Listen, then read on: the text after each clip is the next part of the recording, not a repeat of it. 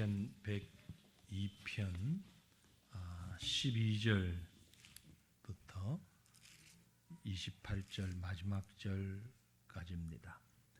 지난주에 우리가 11절까지를 보았고요. 오늘 시편 102편 12절부터 마지막 절 28절까지 말씀 한 절씩 저와 여러분 나누어서 읽고 마지막 절은 함께 읽겠습니다. 12절부터 제가 봅니다. 여호와여, 주는 영원히 계시고 주에 대한 기억은 대대에 이르리이다. 주께서 일어나사 시온을 긍휼히 여기시리니 지금은 그에게 은혜를 베푸실 때라. 정한 기한이 다가옴이니이다. 주의 종들이 시온의 돌들을 즐거워하며 그의 티끌도 은혜를 받나이다. 이에 문나라가 여호와의 이름을 경외하며 이 땅의 모든 왕들이 주의 영광을 경외하리니 여호와께서 시온을 건설하시고 그의 영광 중에 나타나셨음이라. 여호와께서 빈궁한 자의 기도를 돌아보시며 그들의 기도를 멸시하지 아니하셨도다. 이 일이 장래 세대를 위하여 기록되리니 창조함을 받을 백성이 여호와를 찬양하리로다. 여호와께서 그의 높은 성소에서 굽어보시며 하늘에서 땅을 살펴보셨으니 이는 갇힌 자의 탄식을 들으시며 죽이기로 정한 자를 해방하사 여호와의 이름을 시온에서 그 영예를 예루살렘에서 선포하게 하려 하심이라. 그때의 민족들과 나라들이 함께 모여 여호와를 섬기리로다. 그가 내 힘을 중도에 쇠약하게 하시며 내 날을 짧게 하셨도다. 나의 말이 나의 하나님이여, 나의 중년에 나를 데려가지 마옵소서. 주의 연대는 대대에 무궁하니이다. 주께서 옛적에 땅의 기초를 놓으셨사오며 하늘도 주의 손으로 지으신 바니이다. 천지는 없어지려니와 주는 영존하시겠고 그것들은 다 옷같이 낡으리니 의복같이 바꾸시면 바뀌려니와 주는 한결같으시고 주의 연대는 무궁하리이다. 주의 종들의 자손은 항상 안전히 거주하고 그의 후손은 그 앞에 굳게 서리이다 하였도다. 아멘. 시편 102편 지난주에 말씀 조금 보았고 오늘 나누어서 뒷부분 12절 이후의 말씀을 보는데요.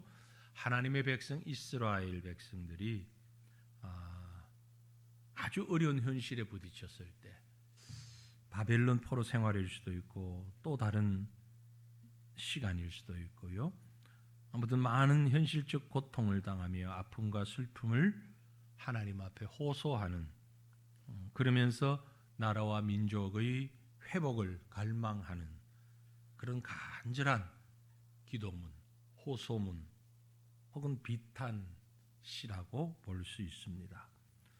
인생 가운데 너무너무 힘들고 어려울 때, 그래서 너무 괴로운 고난과 환난을 당한 자가 하나님께 자기 모든 형편과 사정을 털어놓는, 어쩌면 탄식 그리고 울분 함께 내포되어 있는 그런 시다라고 말씀드릴 수가 있죠. 지난주에 말씀드린 대로 누가 적었는지 시인을 알 수도 없고, 그래서 그 연대도 정확히 알 수가 없고, 내용상으로 보면 아마도 바벨론의 포로로 잡혀갔을 시대 아니면 또 다른 시대, 그러면서 표제에 그래 우리가 보았습니다만 고난당한 자가 마음이 상하여 그의 근심을 여호와 앞에 토로하는 기도라고 소개가 되어 있을 만큼 그 간절한 상황을 염두에 두고 지은 시다라고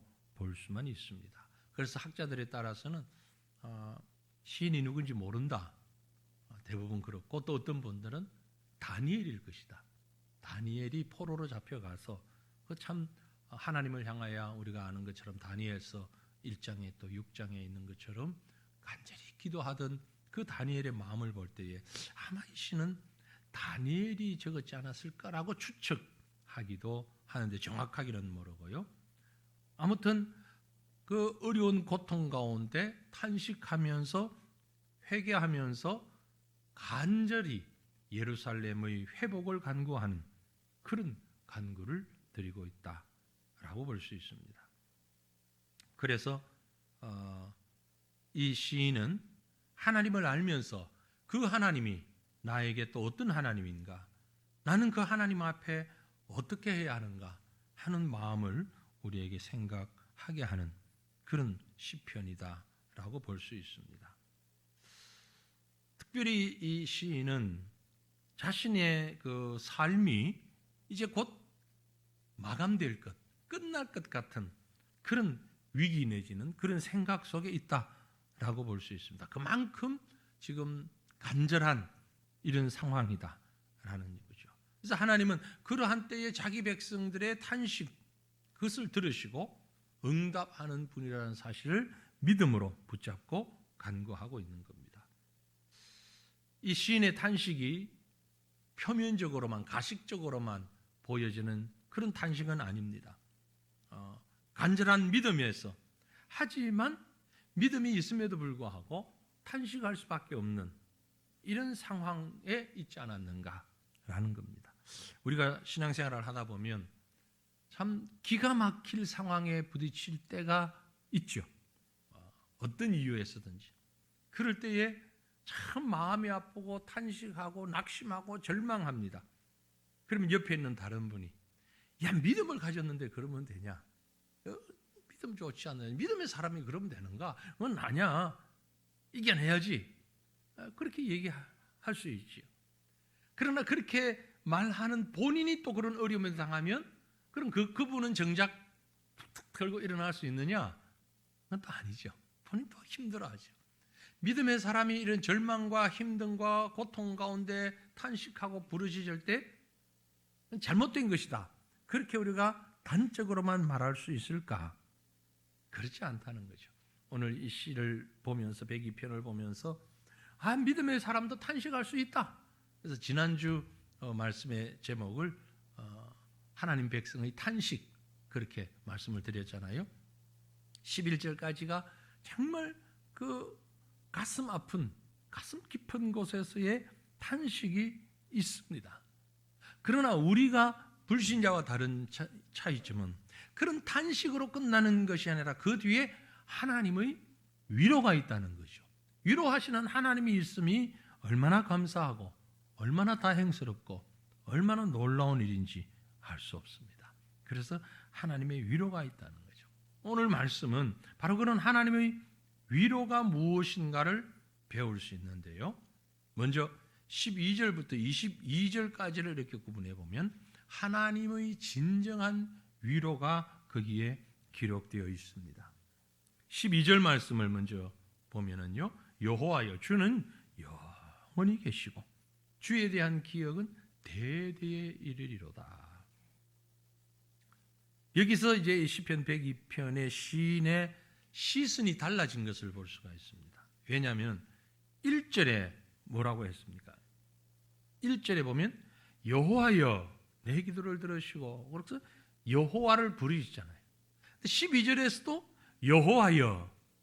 그런데 시작은 똑같이 1절도 여호와여 부르고 12절도 여호와여라고 불렀는데 큰 차이는 1절에 여호와라고 부른 것은 자기 중심의 여호와를 부른 겁니다. 여호와여 내 기도 들었었어. 자기가 중심에 있죠. 여호와를 부르고 자신을 향한 시선을 돌리고 있습니다.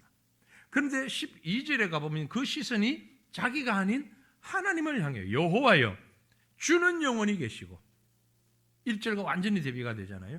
1절은 여호와여 내 기도를 들으시고 그랬는데 12절 여호와여 주는 영원히 계시고 우리가 신앙생활을 하면서 자기 중심의 신앙생활이냐 하나님 중심의 신앙생활이냐는 비슷한 것 같지만 완전히 다른 차이가 있는 겁니다. 그렇죠? 고난을 당합니다. 그리고 그 고난 당에 막 울부짖어요. 탄식해요. 눈물 흘려요. 그러면서 하나님 부르는데 나를 보고 하나님을 부르느냐 하나님을 보고 하나님을 부르느냐. 또 다른 말로 표현을 하면요.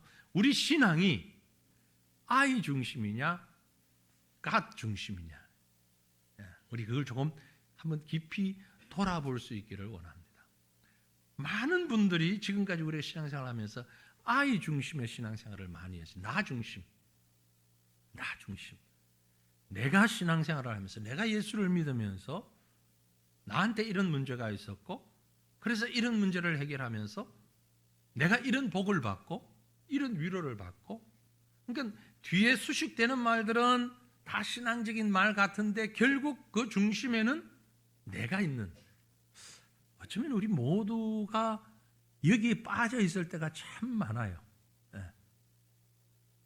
곰곰이 한번 돌아보시면 나예요. 나. 제가 전에 한번 말씀드린 것 같은데 어떤 아가씨가 결혼을 하기 위해서 하나님 좋은 신랑감 주십시오. 정말 꼭 맞는 신랑감 주십시오. 나를 주셔서 신랑감 주십시오. 기도하는데 목사님이 그렇게 하지 말고 자기 중심으로 기도하지 말고 다른 사람 보면서 기도해라. 알겠습니다. 그때부터 기도하기를 하나님 우리 아버지에게 좋은 사위를 주십시오. 우리 엄마에게 좋은 사위감을 좀 주십시오. 그건 변화가 아니잖아요. 그죠? 그건 변화가 아니에요. 역시 자기 중심이에요. 아이 중심이에요. 우리가 가만히 생각하면요, 웃지만 우리가 어떤 기도를 하면서 늘 자기 중심이에요. 우리 가족, 뭐 조금 확장되면 우리 교회, 늘 그 중심에는 내가 없을 수가 없어요. 늘 나만 그 안에 있는. 지금 이 시는 11절까지는 자기 중심이었어요. 자기 중심. 그러다가 이제 12절부터는 그 시선이 하나님 중심으로 바뀌는 거예요. 하나님, 내가 이런 고통 당하는데, 이런 어려움 당하는데 하나님은 어디 계시며 하나님은 뭐 하십니까? 하나님은 어떻게, 왜 하나님이 나에게 이런 나를 위해서가 아니고 하나님을 위해서, 하나님이 지금 왜 이러실까? 무슨 뜻일까? 하나님의 뜻이 어디에 있을까? 그래서 12절에 그래서 이 12절에 여호와는 영원히 계시고 여호와에 대한 기억은 대대, 같은 말이잖아요. 대대의 이름입니다. 계속 되어집니다. 이런 고백이 이제 시편의 다른 시편 우리가 지나갔습니다만 37편 24절을 보면 그는 넘어지나 아주 엎드러지지 아니함은 여호와께서 그의 손을 붙드심이로다 라는 믿음이 그 속에 있는 거죠. 넘어졌어요. 엎드려졌어요. 너무너무 큰 고통 가운데 있어요. 내가 극심한 고통 가운데 있어요. 그 상황에서도 나를 붙들고 계시는 여호와를 보는 거예요. 넘어진 나를 보는 게 아니라, 지금까지 우리는 넘어져 있는 나를 많이 봤는데 이 시편 37편 24절의 말씀은 넘어져 있지만 나를 보는 게 아니라 나를 넘어진 상태에서도 붙잡고 계시는 하나님을 보는 거죠. 우리는 종종 이런 경우가 참 많습니다. 제가 이제 목회를 하면서 우리 성도들을 개개인이 여러 상황들, 여러 형편들을 이렇게 보고 지나오고 있는데 넘어진 것을 너무 힘들어하고 아파하는 분들 있어요. 그럴 수밖에 없어요. 그런데 그 넘어져서 아파하는 것이 그것에서 끝난다면 그건 자기 중심, 아이 중심의 신앙이에요. 그래도 성숙한 신앙은요, 그곳에서부터 일어나면서 나를 이렇게 만드신 하나님, 이 상황에서 일하시는 하나님을 찾아가는 거예요. 애들이 말이죠, 그게 어린이 교육 방법으로는 상당히 좋지 않은 교육 방법이라고는 하는데 우리가 일상적으로 그렇게 많이 해왔어요. 꼬맹이가 막 뭔 모르고 천천히 가야 될 걸 막 뛰어가다가 돌뿌리에 팍 부딪혀서 넘어졌어요.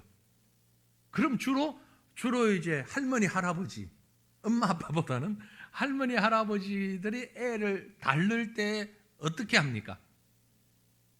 내 이놈의 못된 돌멩이, 왜 거기서 가지고 넘어지게 만들어?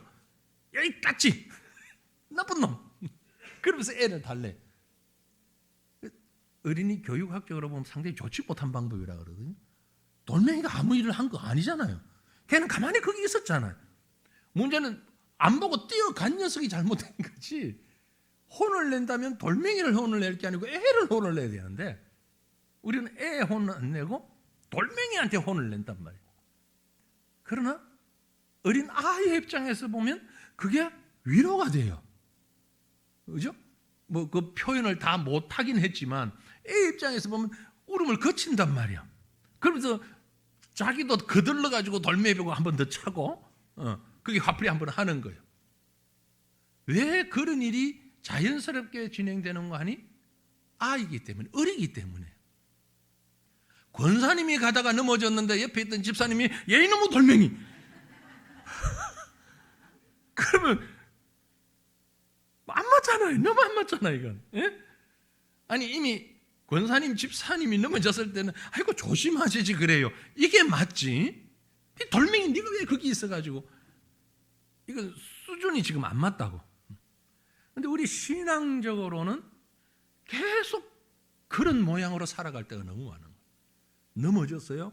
초신자일 경우에는 정말 왜 그런 일이 우리 성도님에게 와가지고 우리 성도님이 믿음 생활 제대로 하려고 하는데 왜 그런 일이 이렇게 위로하는 것이 위로가 될 수는 있는데 어느 정도 그래도 몇십 년 신앙생활하고 믿음을 가진 성도가 그런 문제가 부딪혔을 때도 초신자에게 하도 똑같이 하면 이건 바른 위로가 아니란 말이죠. 지금 시인은 11절까지는 앞에 어린아이와 같은 신앙으로 돌멩이를 야단 쳤어요. 이제 12절부터는 하나님을 보는 거예요. 하나님이 무슨 뜻으로 왜 이런 일을 나에게, 그리고 영적으로 그것을 보기 시작하는 시각으로 바뀌어진다라는 거죠. 그런데 오랫동안 신앙생활을 했음에도 불구하고 성도들 가운데 그런 분이 있습니다. 너무 힘들고 어려움이 있어요. 넘어져요. 넘어져 놓고서는 엎드려 가지고 계속 울고 있는 분이 있어요. 넘어지면 어떻게 해야 됩니까? 엎드려지면 아파서 울 수 있죠. 순간적으로 무릎이 깨졌어.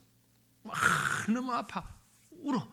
근데 주로 이제 이런 같이 이제 미끄러운 이런 길에서 길 가다가 넘어질 수 있는데 주로 아가씨들이 넘어지면 빨리 못 일어난다 그러죠. 왜요? 창피해서. 아파서는 나중이고 창피해가지고 못 일어나가 한참 있다가 사람들 지나가고 나면 일부러 바닥에 뭐 있는 것 찾는 척 이렇게 하다가 슬쩍 일어나. 넘어져 있으면 안 되죠. 넘어질 수는 있는데 넘어지면 거기에 울고 있을 게 아니라 울음이 나올 때 잠깐 울 수는 있지만 다시 일어나야죠. 다시 일어나요. 그리고 툴툴 털어야죠. 이게 성숙한 신앙의 사람인데 계속 그 울음만 울고 있으면서 다른 사람들로부터 위로받기만을 원하는 사람들이 있어요. 신앙생활 중에서도 영적으로 살아가다가 누군가 나에게 위로해 주기를 기다리고 누군가 내 편을 들어주기를 기다리고 나를 봐주기를 기다리고 믿음이 없기 때문에 그럴 수도 있고요. 오랜 신앙생활을 하면서 믿음이 있음에도 불구하고 그렇게 하는 사람은 더 위험한 사람이에요. 왜요? 교만하기 때문에 그래요. 그게 바로 교만이.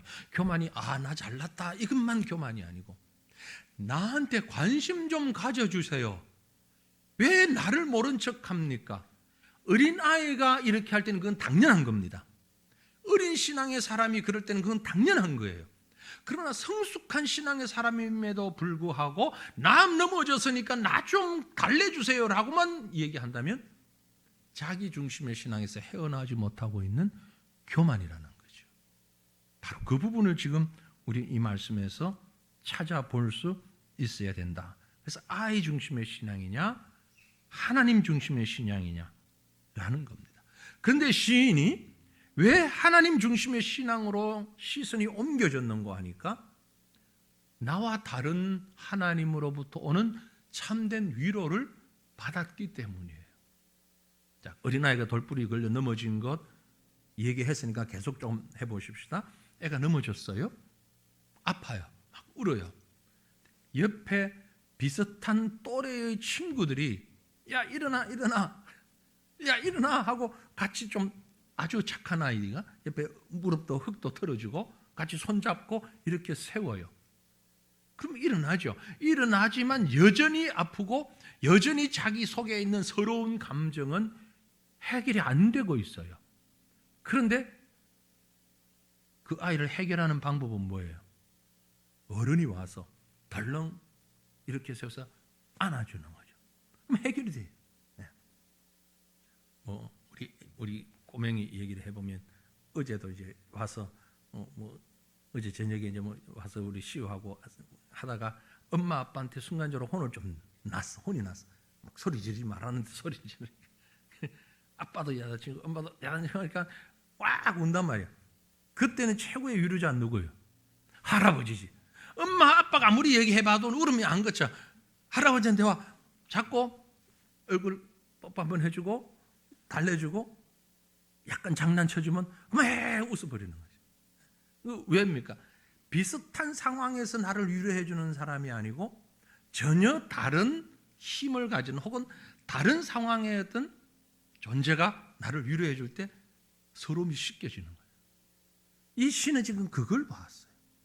성도가 넘어졌을 때 아무개 집사가 넘어져서 아무개 집사가 또 아무개 권사님이 옆에서 위로하는 것도 위로는 되지만 진정한 위로는 누구예요? 하나님의 위로. 하나님을 볼 때 왜요? 하나님은 사람과 다르단 말이에요. 다름의 위로입니다. 다름. 서로 다른 존재가. 사람들은 위로가 괜찮아질 거야. 견디면 돼. 시간이 약이야. 그래. 아이고 나도 그랬어. 힘내. 물론 그것도 위로가 돼요. 위로가 안 되는 건 아니에요. 같은 처지에 같은 어려움을 당한 사람의 위로가 정말 위로가 되지만 그것보다 근본적인 위로는 사람과 다른 하나님의 위로. 이것은 문제를 완전히 해결해 줄 수 있는 분이잖아요. 그 하나님의 위로를 바라보며 하나님을 향하여 시선을 돌리는 것입니다. 그래서 이 시인은 그 하나님을 보면서 하나님의 약속을 지금 기억합니다. 13절 말씀에 주께서 일어나사 시온을 긍휼히 여기시리니 지금은 그에게 은혜를 베푸실 때라 정한 기간이 다가오미니이다. 하나님이 일어났어요. 일어나셨다는 얘기는요, 어떤 일을 시작하시는 거예요. 어떤 일을 하는 거예요. 하시는 분이에요. 그래서 하나님이 일어나셔서 무슨 일을 하시느냐? 시온을 긍휼히 여기신다. 시온에게 은혜를 베푸신다. 그 날이 다가오고 있다. 즉 사사시대라면 혹은 포로시대라면 이제 그들이 고난과 고통 가운데 있을 때에 하나님의 위로가 임하면 그 고난의 문제가 해결되는 거잖아요. 징계의 문제가 끝이 나고 하나님이 주시는 은혜와 복으로 새롭게 되어지는 것이잖아요. 그 새롭게 되어짐에 대한 기대를 하고 그 정한 기간이 다가옴입니다. 아까 말씀드린 대로 예루살렘 멸망하고 바벨론의 포로로 잡혀간 그런 때라면, 아마도 만약에 그런 때라면 70년이 지난 이후 예루살렘 회복이 이루어지는 그 약속에 대한 믿음일 수도 있고, 좀 더 크게 보면 죄악 가운데 있는 우리를 하나님께서 보내신 메시아를 통하여서 그 어둠의 세력 가운데서 구원해 주시는 하나님의 약속에 대한 믿음일 수도 있는 것입니다. 그래서 그 날을 바라보면서 하나님의 약속과 하나님의 말씀을 의지하면서 하나님 바라볼 때 내게 큰 위로가 되어지는 거예요. 자, 오늘 오전 시간에도 약속에 대한 믿음에 관한 말씀을 함께 나누었는데요. 진정한 위로는 바로 하나님 바라보는 것이다. 바로 이렇게 정리를 일단은 해볼 수가 있는 겁니다. 우리가 다 어려움에 봉착할 수밖에 없어요. 살아가면서 수많은 종류의 예상하지 못한, 생각하지 못한 어려움과 문제들이 우리에게 다가올 수 있고, 그때마다 우리는 절망 안 해야 되지만, 슬퍼하지 말아야 하지만, 믿음으로 이겨야 하지만, 저도 여러분도 연약한 인간이기 때문에 절망하고 슬퍼하고 괴로워할 수 있단 말이에요. 안 그런 사람이 있습니까? 그렇잖아요. 다 되잖아요. 우리 성도님들이 그런 말씀을 가끔 하는 분들을 계셔요. 이제 조금 오래 시간이 좀 지나가니까 이제 저를 바라보고 이런 시간을 보면서 목사님이 연말이 되면 스트레스가 많다. 실제 그렇고요. 11월, 12월에 어느 때보다도 좀 스트레스가 많아요. 그러니까 건들지 마요. 스트레스가 많은데, 왜 그렇게 했어요?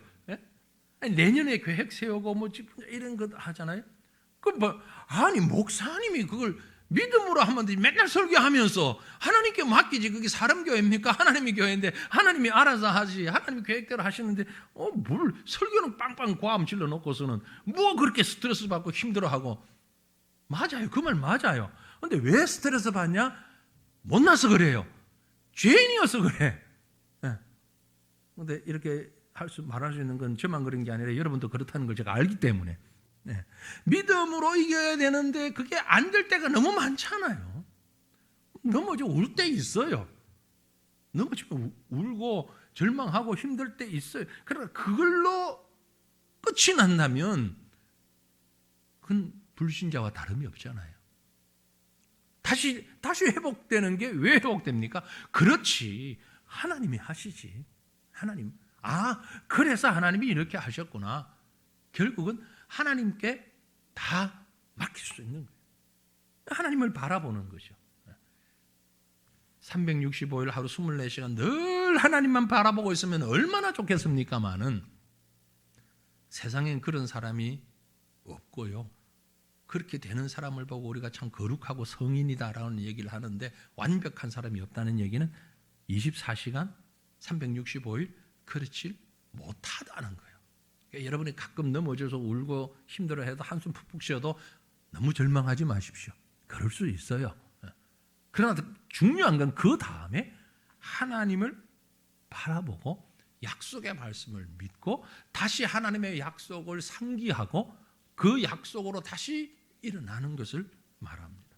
그래서 하나님 백성에게는 이런 스트레스와 고통과 아픔 가운데서도 궁극적으로는 무엇이 있느냐면 기쁨이 있는 거예요. 14절 말씀을 그 말씀합니다. 주의 종들이 시온의 돌들을 즐거워하며 그의 티끌도 은혜를 받나이다. 아무것도 아닌 것 같은데 시온의 돌들을 즐거워하며 그의 티끌도 은혜를 받습니다. 평상시 아무것도 아닌 것처럼 보였는데 별 가치 없는 것처럼 보였는데 하나님 바라보니까 하나님의 약속의 말씀을 상기하니까 이것도 너무 큰 은혜가 돼. 이것도 기쁨이 되는 거예요. 어떤 면에서는 일주일 내내 이 문제를 가지고 씨름하던 분이 주일날 딱 예배에 참석하면서 더 큰 은혜가 임하는 것은 바로 그때 하나님을 바라보는 시각으로 바뀌었기 때문에 그래요. 직장 생활을 하면서 얼마나 힘듭니까? 뭐 다 말할 수 없지만 얼마나 어려움이 많아요. 불신자들과 섞여서 직장 생활을 하면서 또 자기 하급자가 그런 것도 그렇지만 상급자가 막 힘들게 만들고 또 위에서 아래에서 하늘 일은 하는 일들 안 되고 스트레스를 잔뜩 받으면서 화를 안 내야 되는데 그만 화를 내고 말았어. 짜증 안 내야 되는데 짜증 내고 말았어. 못할 짓을 했어. 그래서 하나님 영광 가렸어. 아이고 내가 이래가지고 주일날 예배 드리러 뭐 하나? 교회 가서 또 기도한다고 엎드리면 이게 무슨 이중적인 거 아니야? 뭐 이런 마음의 양심에 갇혀 들 만큼. 하지만 그래도 이제 예배를 딱 나왔는데 그래도 하나님께서 이 모든 것들을 인도하시고 하나님이 나의 목자가 되시는 하나님과 나의 관계를 생각해 보니 그날 부르는 찬송이 너무나 은혜롭고 그날 장로님이 집사님이 기도하시는 그 음성이 꼭 나를 대신해서 기도하시는 것 같고 그날 설교 말씀이 꼭 나한테 주시는 말씀 같아서 너무너무 감격스럽고 그 감격이 있는 거예요. 넘어졌다가 일어나서 그 기쁨이 있는 거예요. 그러고 보니까 평상시에 별거 아닌 것처럼 보이던 것도 너무 귀하게 보이고 즐거워 보이는 은혜로 충만이 되고 돌멩이 하나도 이쁘고 티끌도 은혜롭고 그런 마음 여러분 경험해 보셨죠? 이게 진정한 성도의 삶이라는 거죠. 그리고 그 기쁨은 하나님의 어떠하신 거 행하신 일을 예배하고 선포하는 이유가 된다고 18절에도 또 21절에도 그 말씀을 하고 있어요. 이런 일들을 직접 경험하고 지나온 시인이 이제 그 하나님의 약속의 말씀을 기억하면서 하나님을 찬양하고 있는 겁니다. 지금 이 시인은 분명히 앞에서 우리가 본 것처럼 고난당하여서 마음에 근심이 있어서 상한 마음을 가지고 여호와 앞에 토로하며 기도하는데 그 기도 속에 기쁨이 있는 거예요. 확신이 있는 거예요. 좀 더 구체적으로 그런 확신의 모습을 우리가 이사야 말씀을 통해서 한번 보기를 원하는데요. 이사야 61장 1절에서 3절까지의 말씀입니다. 우리 같이 읽습니다. 주 여호와의 영이 내게 내리셨으니 이는 여호와께서 내게 기름을 부어서 가난한 자에게 아름다운 소식을 전하게 하려 하심이라. 나를 보내사 마음이 상한 자를 고치며 포로된 자에게 자유를, 갇힌 자에게 노임을 선포하며 여호와의 은혜의 해와 우리 하나님의 보복의 날을 선포하여 모든 슬픈 자를 위로하되 무릇 시온에서 슬퍼하는 자에게 화관을 주어 그 죄를 대신하며 기쁨의 기름으로 그 슬픔을 대신하며 찬송의 옷으로 그 근심을 대신하시고 그들이 의의 나무 곧 여호와께서 심으신 그 영광을 나타낼 자라 일컬음을 받게 하려 하심이라. 아멘. 하나님의 백성은 이런 하나님의 구원하심을 기대하며 슬픔이 기쁨이 되고 근심이 찬송이 되는 구원의 날을 바라보며 살아가는 자입니다. 그 때가 정확히 언제는 알 수 없으나 하나님이 정하신 때에 바로 그날이 다가오고 있다는 것을 믿고 제 대신 기쁨의 기름으로 슬픔을 대신하여 찬송의 옷을 입고 근심을 대신하여 의의 나무를 심으신 여호와를 바라보는, 이것이 바로 신자에게 주어진 특권이고 이 시편 102편의 시인은 그 믿음으로 지금 일어서고 있는 것입니다.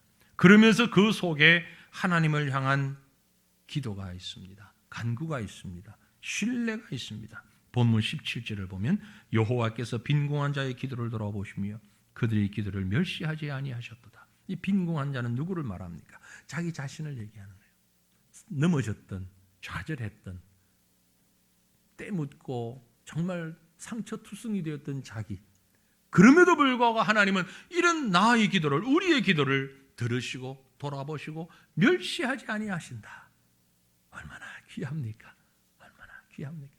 제가 수시로 그런 말씀을 드리고 생각을 합니다만, 내가 만약 하나님이라면 나 같은 자를 구원하셨겠나? 내가 만약 하나님이라면 나 같은 사람의 기도를 들으시겠는가? 응답하시겠는가? 답은 아니요. 내가 하나님 될 수는 없지만 만약 내가 하나님이라면 지금 내가 드리는 이 기도를 응답하시고 들어주실까? 여러분 어떻게 생각하세요? 자기니까, 자기 중심이니까 들어주겠지? 이렇게 간절하게. 하지만 지난날 나를 한번 돌아보세요. 아니잖아요. 그런데 하나님은 들어주신단 말이에요. 응답하신단 말이에요. 네? 어떻게? 은혜 베푸신단 말이에요. 그게 하나님이에요. 이 빈궁한 자의 기도를 들으시고 이 연약한 자의 기도를 멸시하지 아니하시는 하나님, 그 하나님. 더 나아가서 보면은요, 아주 과격한, 좀 더 극적인 표현을 합니다. 20절에 이는 갇힌 자의 탄식을 들으시며 죽이기로 정한 자를 해방하사. 하나님이 우리에게 은혜 베푸신 것은요, 사형 선고를 받았는데 무죄 석방해 준 겁니다. 우리 세상의 죄악 재판하는 데 보면 10년 징역했다가 살면서 감형, 모범수 감형 이렇게 해서 감형되고 하는, 요즘은 감형 없는 몇 년 이런 선고도 있더라고요. 아무리 잘해도 감형은 안 된다. 그럴 수도 있는데, 사형 1심, 2심 대법원 판결까지 사형 받았는데 하나님이 야, 이제 너 잘못된 거 회개하고 뉘우쳤으니까 무죄 석방. 극과 극이잖아요. 분명히 사형인데 무죄로 석방돼. 죽이기로 정한 자를 해방하셨어요. 이게 하나님의 약속이. 그 하나님을 바라보며 하나님으로부터 받는 위로, 이게 진정한 위로라는 거죠. 세상의 다른 사람들로부터 받는 위로도 순간의 위로는 될 수 있으나 진정하고 완전한 위로가 될 수 없었는데, 하나님이 이런 위로를 베푸시는 분인 것을 믿고 나간다는 겁니다. 앞에서 말씀드린 대로 괜찮을 거야, 시간이 지나면 돼, 나도 그런 적이 있어, 옆에서 위로해 주는 것이 힘이 되지만, 그런 위로보다는 완전히 다른 차원이 다른 하나님의 위로는 무죄, 도말해버리시는, 우리의 죄를 완전히 도말해버리시는 그런 하나님, 그 하나님의 위로가 우리에게 있다는 사실 여러분 믿으시기를 바랍니다. 그래서 우리는 다시 일어날 수가 있는 거예요. 다시 일어설 수 있는 거예요. 우리가 과거에 뭘 했든지 그건 하나님께서 다 잊으시고 도말하신다 그랬잖아요. 도말. 네, 도말. 제가 지금 살려고 하는 물건이 하나 있는데 아직 시간이 있어서 천천히 구입을 하려고 하는데 이걸 샀다면 제가 여러분에게 지금 딱 보여드리며 설명하면 정말 좋은 설명이 될 것 같은데 뭐 비싸고 엄청나게 그런 물건 아니고요. 조그마한 물건인데 이렇게 전자칠판, 조그마한 전자칠판에서 아주 뭐 일반적인 걸로 살 수 있는 그런 거예요. 제가 그게 필요가 있어서 나중에 좀 살려고 이제 장바구니에 담아놨어요. 이 장바구니 말고 인터넷으로 하는 장바구니 거기 담아놨다고. 그게 뭐가 제가 마음에 드는 거니까 막 이제 적고 어디 뭐 강의를 하거나 할 때 설명을 막 다 하다가 보통 하나 탁 누르면 싹 없어지는 거예요. 싹 지우개로 막 이렇게 지웠잖아요. 옛날에 칠판 지우개로. 칠판 지우개가 필요 없고 딱 누르면 싹 없어지는. 그게 도말이에요. 도말. 없어지는 거예요. 우리가 하나님 앞에 위로가 되는 이유는, 위로를 받는 이유는 얼마나 복잡하고 다양하고 죄악되고 우리 머릿속이 다 정리가 안 될 만큼 감정적인 부분, 법적인 부분, 윤리적인 부분, 생활적인 부분 수많은 것에 얽히고 설키고 얽혀서 실타래 얽히듯이 얽혀서 우리가 하나님 앞에서 나가도 해결하기가 없고 하나님 이건 어떻게 언제 무엇부터 해결해야 됩니까? 정말 답이 안 나오는 상황일 때 하나님은 어떻게 해결하십니까? 한 방에 스위치 한 번으로 싹 지워버리는 거예요. 그게 하나님. 그 하나님을 믿고 그 하나님으로부터 위로를 받으시길 바랍니다. 이 시인은 그 위로를 기뻐하고 찬양하고 있는 거예요. 12절부터 20절까지 22절까지의 말씀이 바로 그 말씀이에요. 이 하나님을 바라보니까 나를 바라볼 때는 몰랐는데 하나님 바라보니까 이런 위로가 나에게 있습니다. 그래서 이제 23절부터 28절에 보면 이제 믿음의 기도를 드립니다. 그 모든 것을 다 해결한 다음 시인은 지금 이 자리에서 믿음의 기도를 하나님 앞에 올려 드리고 있는 거예요. 그러면서 시인은 창조주이신 하나님과 피조물을 비교하고 있어요. 하나님은 한결같으시고 영원하신 분이신데 하나님의 세상의 시작부터, 아니 시작 전부터 계셨던 분이고 세상 끝까지 계시는 분이신데, 그래서 이 세상을 주관하시는 절대적 주권을 가지신 분이신데 그 하나님이 나를 이 절망 가운데, 이 고통 가운데, 앞에 나와 있던 마음이 상하고 고난당하는 근심 가운데 빠뜨린 것은 하나님의 뜻이 있습니다. 하나님의 주권이 있습니다. 하나님을 바라보면서 이제는 하나님의 주권에 모든 걸 맡깁니다. 주권을 얘기하면서 가장 기초적으로 나오는 것이 창조의 하나님, 그리고 승리의 하나님. 아주 시적으로 정리를 해놨는데 25절, 6절, 7절이에요. 보면 25절, 6절, 7절 같이 읽어봅니다. 주께서 옛적에 땅의 기초를 놓으셨사오며 하늘도 주의 손으로 지으신 바니이다. 천지는 없어지려니와 주는 영존하시겠고 그것들은 다 옷같이 낡으리니 의복같이 바꾸시면 바뀌려니와 주는 한결같으시고 주의 연대는 무궁하리이다. 아멘. 여기 창조주와 피조물의 확연한 차이점을 그대로 보여주고 있잖아요. 주님은 창조주이시기 때문에 땅에 기초를 놓으셨고 하늘도 주의 손으로 지으셨고 천지도 주님의 손으로 지었어요. 그래서 그 주님은 무궁하게 한결같이, 주는 한결같으시고 주의 연대는, 주님의 존재는 무궁합니다. 하지만 주님이 만드신 모든 피조물들은 천지도 없어질 것이고 다 옷같이 낡아지고 의복같이 다 낡아져서 바꿀 수밖에 없는, 세상에 변하지 않는 게 없습니다. 그죠? 세상에 변하지 않는 게 돌멩이도 변하고 물도 변하고 산도 변하고 다 변해요. 예? 지금 뭐 지질학자들의 얘기를 안 들어도 우리가 세상 변하는 건 다 보잖아요. 아무리 불변할 것 같아도 시간이 지나면 쇠붙이도 사가지고 없어지고 다 변해요. 그러나 하나님만큼은 변하지 않는다. 그래서 그 하나님만 우리가 예배할 수 있고 그 하나님께 기도할 수 있고 이 하나님에 대해서 지금 여러분 102편 25절에서 27절 말씀을 잘 보십시오. 이 말씀을 그대로 약간씩 변형하고 해석했지만 그대로 인용한 신약 성경 구절이 있습니다. 어딜까요? 이 지금 보시는 시편 102편 25절, 26절, 27절을 거의 이렇게 옮겨 놓다시피 해서 인용한 신약 성경이 있어요. 믿음을 얘기하는 히브리서 1장이에요. 히브리서 1장 10절에서 12절 보시면요. 같이 읽어볼까요?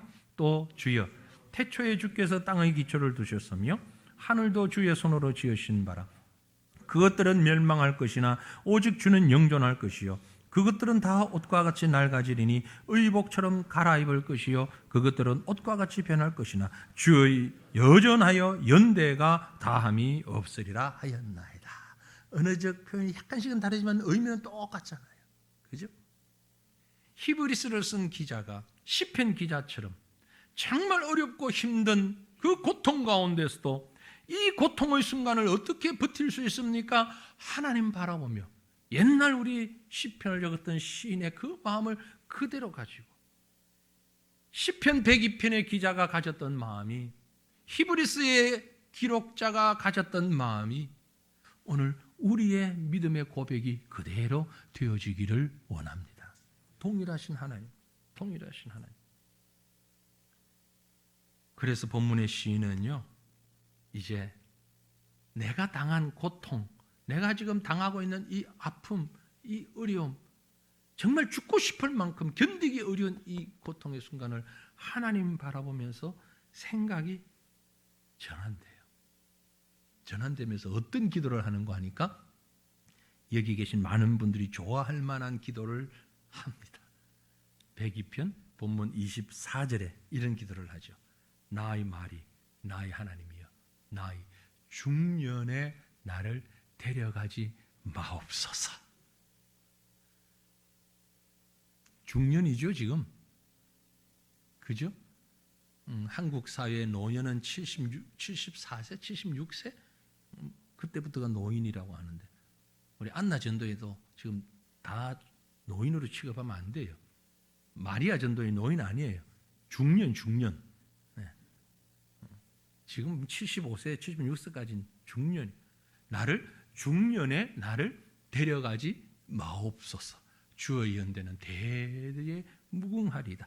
이 땅에 좋아서 천국이 싫어서가 아니고 하나님 이 고난의 순간, 이 아픔의 순간 여러 가지 힘들고 머리 복잡하고 많은데 그럼에도 불구하고 지금 내가 기도하는 것은 하나님 바라보며 이 문제를 이기고 해결해 나가고 기쁨으로 이 땅을 살아갈 수 있게 하옵소서. 그 간구인 거예요. 그래서 나의 중년에 나를 데려가지 마옵소서. 이 말씀을 저는 어떻게 해석하는 거 아니? 하나님 지금 이 순간 내가 하나님 앞에서 다하지 못한 믿음의 기쁨과 감사와 감격을 드리면서 충성하겠습니다. 헌신하겠습니다. 주님과 동행하겠습니다. 이 고백이에요. 12월이 되니까 자꾸 이제 이런 말씀을 할 수밖에 없는데 제가 기다립니다. 은퇴하신 분들 중에 목사님 나도 교사 좀 시켜줘요. 나 은퇴했지만 교사할 수 있어. 나 교사 좀 시켜줘. 이런 분이 나오시기를 기다립니다. 아니, 아멘이 나와야 이런 말이 나오지. 아멘도 안 넣으면 안 돼. 난 나이가 많아서 안 돼요. 난 그건 안 돼. 아니고, 하나님 내가 일하겠습니다. 무슨 일 좀 할까요? 실제 정말 우리 교회가 성숙되어 가는 모습이요 있는 게 개인적으로 저한테 이런저런 부탁을 하신 분이 계셔요. 나 설거지 좀 할게요. 주일날. 이런 분 계신다니까. 거짓말 같죠. 제가 감히 강대상에서 거짓말 하겠습니까? 우리 교인 중에 남자분이 목사님 나 틈날 때마다 주방에 올라가서 설거지 좀 하고 싶은데 해도 괜찮아요? 아무도 안 하던데. 괜찮죠. 하면 됩니다. 해요. 권사님들 혹시 그분이 오면 쫓아내지 마세요. 쫓아내지 마시라고. 에? 내가 청소 좀 하려고 하는데 해도 괜찮을까요? 하시라고요. 얼마든지. 지금 내가 할 수 있는 일이 뭐가 있어요? 분명히 있어요. 찾아보면 있어요. 찾아보면 있다고요. 지금 중년의 나를 데려가지 마시옵소서. 이 말의 뜻이 지금 내가 할 수 있는 일을 하나님과 교통하겠습니다. 하나님과 교통하겠습니다. 여러분, 인생 다 살았는데 그만 이제 가면 되지. 그건 아니고 지금 이 순간은 하나님과 교통하며 고통 가운데 있는 나를 건지신 하나님을 바라보고 찬양하고 하나님과의 만남, 하나님과의 교제가 이어지는 시간입니다. 지금 이 시간을 그렇게 하나님 앞에 드릴 수 있기를 바랍니다. 그렇게 기도할 수 있기를 바랍니다. 하나님께서는 우리로 하여금 기도하기를 원하십니다. 헌신하시기를 원하십니다. 왜냐하면 하나님은 연대가 무궁하신 분이시기 때문에 하나님에게는 시간이 제한이 없어요. 우리는 시간의 제한 속에 살고 있습니다. 그렇죠? 0살부터 우리가 세상을 떠나는 80이든 90이든 100살이든 그때까지 그 시간을 살고 있어요. 그러나 하나님에게는 이 시간이 없어요. 하나님 앞에서 자꾸 내 시간을 가지고 하나님 앞에 강요하지 마세요. 우리는 언제 어떻게 될지 모릅니다. 지금 이 순간 하나님 앞에 살아갈 믿음을 가지고 나아갈 때에 시편 102편의 시인은 바로 그 고백을 주님 지금 이 순간에 중년의 나를 데려가지 마시고 마지막까지 지금 이 순간에 하나님과 교통하며 살아갈 수 있게 하옵소서. 그렇게 할 수 있기를 구하고 있는 것입니다. 여러분 함께 간구할 수 있기를 원합니다. 나의 건강을 위해서, 나의 필요를 위해서, 나의 어려움 가운데서 건져주시기를 위해서 기도할 수 있습니다. 하지만 그것으로 끝나지 아니하고 그 상황 속에서 나의 어려움을 통해서 하나님이 일하시도록, 나의 부족함을 통해서 하나님이 일하시도록, 나의 연약함을 통해 하나님이 일하시도록 모든 시선의 중심이 내가 아닌 하나님께 시선의 중심을 두고 그 하나님께서 하시기를 기도하고 간구하고 주님과 교통하는 저와 여러분이 우리 모두가 되기를 우리 주님의 이름으로 축원합니다. 함께 기도하기를 원합니다.